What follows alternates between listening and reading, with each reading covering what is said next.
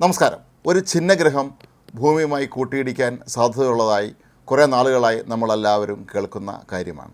എന്നാൽ ഇത് അപകടകാരിയായി മാറുമോ എന്ന സംശയം ഇപ്പോൾ വ്യാപകമായിരിക്കുകയാണ്.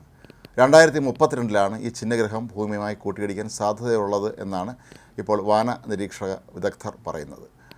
അമേരിക്കൻ സ്പേസ് ഏജൻസിയായ നാസ അതിനെ നേരിടാനുള്ള തയ്യാറെടുപ്പുകൾ ഇപ്പോഴേ തുടങ്ങിക്കഴിഞ്ഞിരിക്കുകയാണ്. ഈ ഛിന്നഗ്രഹത്തിൻ്റെ വലിപ്പം, അതിൻ്റെ മറ്റ് കാര്യങ്ങളൊക്കെ തന്നെ അളക്കുക എന്നുള്ളതാണ് ഇതിൽ ഏറ്റവും പ്രധാനപ്പെട്ട കാര്യങ്ങളിൽ ഒന്ന്. ഇതിനായി നാസയുടെ കൈവശമുള്ള ഏറ്റവും ആധുനികമായ ടെലസ്കോപ്പ് ഉൾപ്പെടെയുള്ള കാര്യങ്ങൾ വാനനിരീക്ഷകർക്ക് നൽകിയാണ് നാസ ഇക്കാര്യത്തിന് ഇപ്പോൾ നേതൃത്വം വഹിക്കുന്നത്. 2024 YR24 എന്നാണ് ഈ ഛിന്നഗ്രഹത്തിന് ഇവർ ഇപ്പോൾ പേരിട്ടിരിക്കുന്നത്. ഈ ഛിന്നഗ്രഹത്തെ നിരീക്ഷിക്കുന്നതിന് വേണ്ടി നാസയുടെ കൈവശമുള്ള ഏറ്റവും ആധുനിക ടെലസ്കോപ്പായ ജെയിംസ് വെബ് സ്പേസ് ടെലസ്കോപ്പ് ഉപയോഗിക്കാനാണ് വാനനിരീക്ഷകർക്കായി ഇപ്പോൾ നൽകിയിരിക്കുന്നത്. ഈ ഛിന്നഗ്രഹം ഭൂമിയുമായി കൂട്ടിയിടിച്ചാൽ എന്തൊക്കെ നാശനഷ്ടങ്ങളുണ്ടാകും എന്ന് കണക്ക് കൂട്ടാൻ ഇതിലൂടെ കഴിയും. ഇതിൻ്റെ അളവ് എത്രയുണ്ട് എന്നുള്ളതാണ് ഇതിൻ്റെ ഏറ്റവും പ്രധാനപ്പെട്ട കാര്യങ്ങളിൽ ഒന്ന്.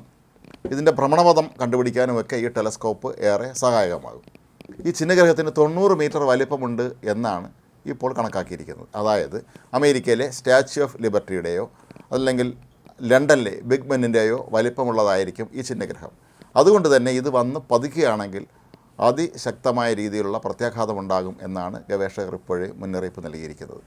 ഇതിൻ്റെ പ്രത്യാഘാതത്തെ അവർ താരതമ്യപ്പെടുത്തുന്നത് 2ാം ലോക മഹായുദ്ധകാലത്ത് നാഗസാക്കിയിൽ സഖ്യകക്ഷികൾ അണുബോംബ് വിക്ഷേപിച്ചതിൻ്റെ 100 ഇരട്ടി ശക്തിയായിരിക്കും ഈ ഒരു കൂട്ടിയിടിക്ക് എന്നാണ്. സൈബീരിയയിൽ 1908 തകർന്നു വീണ തുങ്കുസ്ക എന്ന ഛിന്നഗ്രഹം 2150 കിലോമീറ്റർ ദൂരത്തുള്ള ഭൂപ്രദേശമാകെ തകർത്ത് തരിപ്പണമാക്കിയിരുന്നു. കഴിഞ്ഞ വർഷം ഡിസംബറിലാണ് ഈ പുതിയ ഛിന്നഗ്രഹത്തെ ഇപ്പോൾ കണ്ടെത്തിയിരിക്കുന്നത്. കുറച്ച് നാൾ കഴിഞ്ഞാൽ ഈ ഛിന്നഗ്രഹം ക്രമേണ മങ്ങിപ്പോവുകയും പിന്നീട് 2028 മാത്രമാണ് ഇതിനെ ടെലസ്കോപ്പ് ഉപയോഗിച്ചാൽ പോലും നമുക്ക് കണ്ടെത്താൻ കഴിയുക.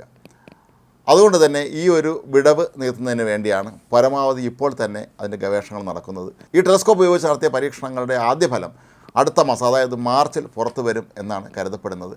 ഈ സമയത്താണ് ഈ ഗ്രഹം ഏറ്റവും പ്രകാശമുള്ളതായി, തെളിച്ചമുള്ളതായി കാണപ്പെടുന്നത്. അതുകൊണ്ട് തന്നെ ഇതിൻ്റെ വലിപ്പം നിശ്ചയിക്കാനും ഇതിൻ്റെ ഭ്രമണപഥം കണ്ടുപിടിക്കാനും ഒക്കെ തന്നെ ഈ ഒരു സമയമാണ് ഏറ്റവും യോജിച്ചത് എന്നാണ് കണക്കാക്കപ്പെടുന്നത്.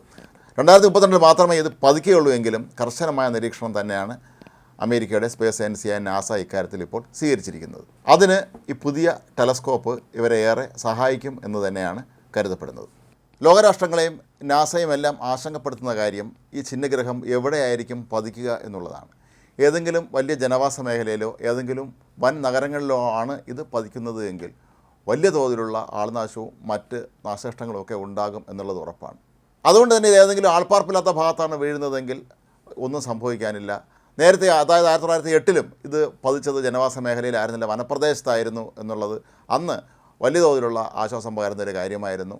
എങ്കിലും ഇപ്പോഴും ആശങ്ക അവസാനിക്കുന്നില്ല. അതുകൊണ്ട് തന്നെയാണ് വളരെ വർഷങ്ങൾക്ക് ശേഷം പതിക്കാൻ പോകുന്ന അല്ലെങ്കിൽ കൂട്ടിമുട്ടാൻ പോകുന്ന ഒരു ഛിന്നഗ്രഹത്തിനെ ഇപ്പോഴേ തന്നെ ട്രാക്ക് ചെയ്ത് കണ്ടുപിടിക്കാനുള്ള ശ്രമങ്ങളുമായി നാസ മുന്നിട്ടിറങ്ങിയിരിക്കുന്നത്.